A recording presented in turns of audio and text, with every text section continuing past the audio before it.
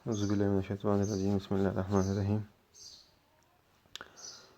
CPEC का paper,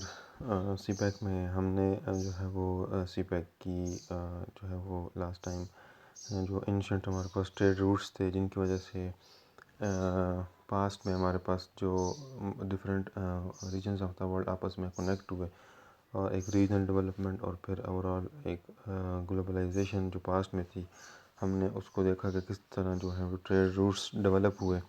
और किन जो है वो कमोडिटीज़ की वजह से जो है वो उस वक्त के लोगों ने आपस में जो है वो ट्रेड रिलेशनशिप्स कायम किया और उस ट्रेड रिलेशनशिप्स की वजह से उनके आपस में जो है वो रीजनल रिलेशंस और फिर उस रीजन और उस रीजनल ट्रेड रिलेशंस की वजह से उनका आपस में जो है वो रीजनल कनेक्टिविटी और एक रीजनल इंटीग्रेशन का प्रोसेस जो है वो वजूद में आया था। अब हम जो है वो स्पेसिफ़िकली अपने जो हमारा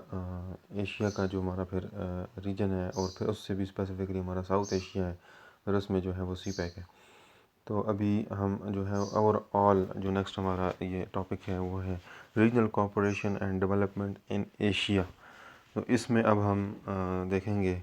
कि हमारे पास रिसेंटली और जो हमारे पास सेकेंड वर्ल्ड वॉर के बाद और स्पेसिफ़िकली 1970s के बाद जो रीजनलाइजेशन का जो हमारा एक कंसेप्ट और एक प्रोसेस जो वर्ल्ड में जो है वो तेज़ी से फैला, तो वो एशिया में जो है वो हमारे सब्जेक्ट के हवाले से related to our paper CPEC regional connectivity and CPEC. तो एशिया में किस तरह जो है वो ये रीजनल कोऑपरेशन और डेवलपमेंट हुई, इसमें इस टॉपिक में हम जो है वो ईस्ट एशिया और साउथ एशिया का करेंगे इंशाल्लाह कि उसमें हमें किस तरह जो है वो उसमें हमें समझ आएगी कि किस तरह जो है वो ये मुख्तलिफ़ स्टेट्स ने किस तरह आपस में जो है वो रीजनल कोऑपरेशन की और फिर इंस्टीट्यूशंस कायम किए और उनके मोटिव्स क्या थे। तो regional cooperation and development in Asia ये टॉपिक है, नोट कर लें अपने पास। तो हमें जो है अगर हम जो हमारी रीजनल इकनॉमिक कोऑपरेशन है या रीजनल इकनॉमिक इंटीग्रेशन है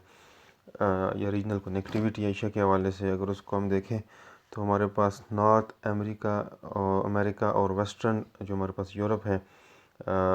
नॉर्थ अमेरिका में हम नाफ्टा और वेस्टर्न यूरोप में हम जो है वो अगर ईयू को देखें,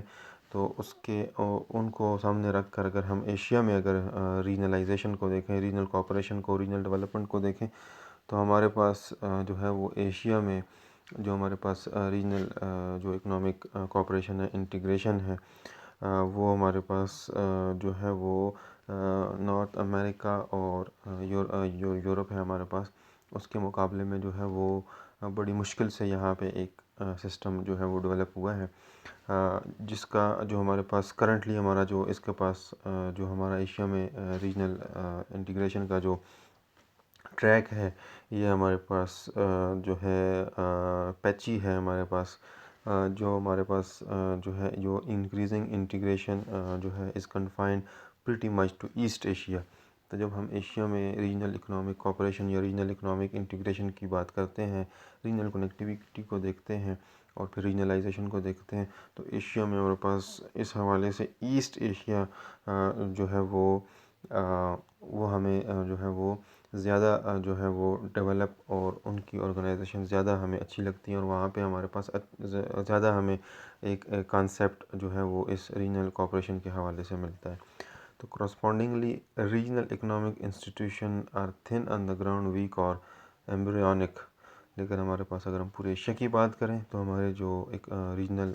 इंस्टीट्यूशंस हैं, रीजनल जो हमारे पास कॉरपोरेशंस हैं, वो हमें ग्राउंड पर वीक और एम्ब्रियोनिक नज़र आती हैं। But changing realities in Asia and beyond are string initiative to spur regional economic integration.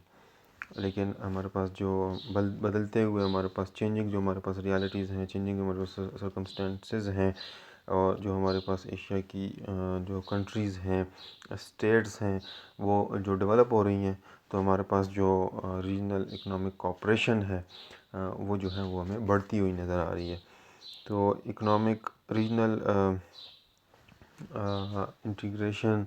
के जो हमारे पास एशिया में जो बेसिक पैटर्न्स हैं उसमें जो है वो हमारे पास दोनों साइड पर ईस्ट और साउथ एशिया हमारे पास स्पेसिफिकली हम इनकी बात तब करते हैं कि हमारे पास वहाँ पे आसियान है और ईस्ट एशिया में हमारे पास सार्क और इस तरह शंघाई और अभी हमारे पास सी पैक। तो ये इन दोनों में हमारे पास बड़ी जो है वो डाइवर्सिटी जो है वो मिलती है। और एक एंड पर हमारे पास जो है वो जापान, जनूबी कोरिया, ताइवान, हांगकांग और सिंगापुर की जो है वो आला दर्जे की हमारे पास जो है वो एडवांस हमारे पास जो है वो इकोनॉमीज़ हैं। और दूसरे तरफ हम देखें तो हमारे पास जो है वो कम हमारे पास जो है वो लीस्ट हमारे पास जो डेवलप कंट्रीज़ आ जाती हैं। इसी के एशिया की हम अगर बात करें उसमें हमारे पास आ जाता है जी, नेपाल है, बांग्लादेश है, कंबोडिया है, लाओस है, म्यांमार है। और इसके साथ अगर हम देखें तो हमारे पास फिर जो है वो साउथ ये हमारे पास ईस्ट एशिया में जाएं तो वहाँ से वेस्ट की तरफ और साउथ की तरफ जब हम फिर चाइना और इंडिया की बात करते हैं और प्लस तो ये हमारे पास जो है वो इमर्जिंग इकोनॉमीज़ के तौर पर, और चाइना तो अब माशाल्लाह बहुत आगे बढ़ गया है। तो इसी के साथ हमारे पास फिर हम जो है वो डेवलपिंग की बात करें तो श्रीलंका है, वियतनाम है, इंडोनेशिया है, फ़िलीपींस है। तो हमें इतनी ज़्यादा डाइवर्सिटी इस पूरे जो है वो रीजन में हमें नज़र आती है। इन बिटवीन और upper middle and middle class जो है वो इनकम में मलेशिया है, थाईलैंड है। Finally there are anomalies like North Korea and Brunei. Huge differences in politics, institution and historical legacies accentuate the diversity. Hence, it is not surprising that Asian regional economic integration and cooperation, even in globalizing Asia, is rather weak. तो ये हमारे पास जो है वो इतनी ज़्यादा diversity है, तो इस वजह से जो है वो जो एशिया की इकनॉमिक जो हमारे पास रीजनल इकनॉमिक ऑर्गेनाइजेशन है या पॉलिटिकल है या अगर हम जनरली बात करें कि एशिया की जो हमारे पास रीजनल ऑर्गेनाइजेशन है, तो इतनी ज़्यादा डाइवर्सिटी है। तो इस वजह से जो है वो जो रीजनल इंस्टीट्यूशंस हैं और फिर जब वो रीजनल से हम ग्लोबलाइजेशन की तरफ जाते हैं तो उसमें हमें जो है वो इन डाइवर्सिटीज़ की वजह से हमें जो है वो वीकनेस हमें नज़र आती है। तो अगर हम इकोनॉमिक कोऑपरेशन और एंड डेवलपमेंट इन एशिया की बात करें तो हमारे पास जो है वो जो हमारे पास ईस्ट एशिया है जिसमें जापान, जनूबी कोरिया, ताइवान, जो पहले मैं आपको बता देता हूँ, हांगकांग और चीन और आसियान जो हमारे पास ममालिक है, Indonesia, Malaysia, Cambodia, Philippines, Thailand. तो ये इस साइड पे हम जब अब हम स्पेसिफ़िकली हम जो है वो रीजनल कनेक्टिविटी की और रीजनल इकोनॉमिक इंटीग्रेशन की तरफ आ गए हैं। ऊपर हमने इंट्रोडक्शन किया, अब हम देखते हैं कि दोनों एशिया में दोनों साइड पर कौन कौन से ममालिक हैं और किस तरह की उनकी आपस में रीजनल कनेक्टिविटी है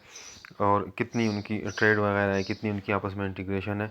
तो इस साइड पर हमारे पास जापान, जनूबी कोरिया, ताइवान, हांगकांग, चीन और आसियान जो हमारे पास कंट्रीज़ हैं, तो ये हमारे पास ज़्यादा जो है वो हमें जो है वो एक्टिव नज़र आते हैं इस हवाले से। और हम अगर इनकी हम ट्रेड को अगर हम इनकी इंट्रा जो रीजनल ट्रेड है उसको देखें तो उसमें हमारे पास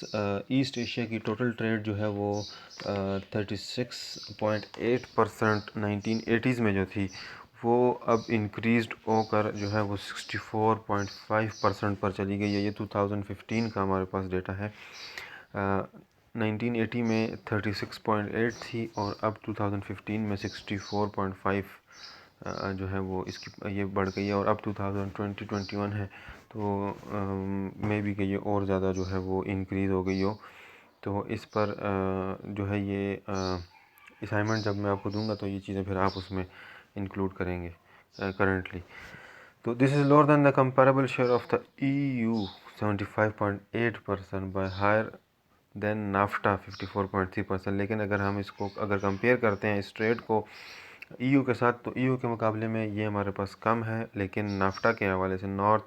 अमेरिका की जो फ्री ट्रेड एरिया है उस रीजनल जो कॉपरेशन है उनका, उसके साथ अगर इसको करें